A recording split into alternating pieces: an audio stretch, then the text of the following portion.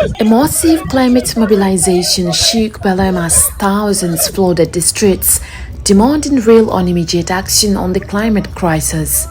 The march brought together indigenous communities from across the Amazon, youth climate movements, farmers, international civil society organizations, and the environmental defenders from around the world. Demonstrators denounced the expansion of oil and gas extraction in the Amazon, raised alarms over carbon market mechanisms seen by many as inadequate or unjust, and called for an end to pollution, deforestation, and river degradation. Leaders of the protest described the action as a turning point in global climate negotiations.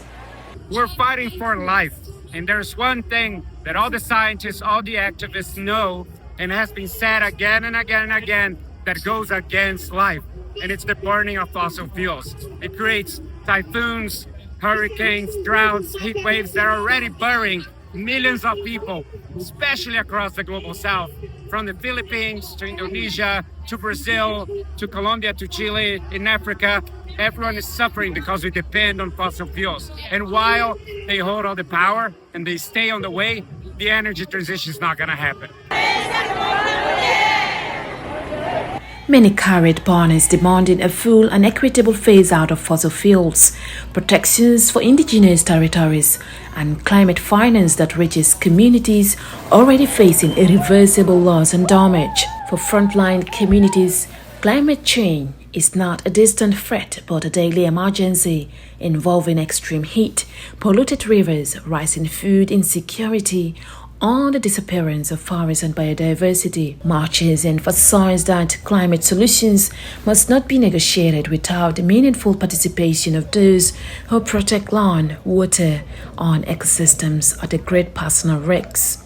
I am protesting for the protection of my territory, to speak up against the polluters and call on the leaders to protect our environment. The demonstration also highlighted the struggle of Caribbean, African and Pacific nations facing severe climate impacts despite contributing the least to global emissions.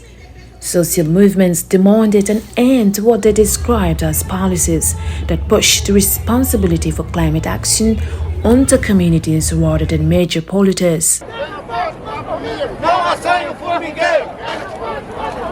The protest sends a strong message to negotiators as COP30 discussions intensify on adaptation, carbon markets, climate finance, and a possible global pathway to phase out fossil fuels.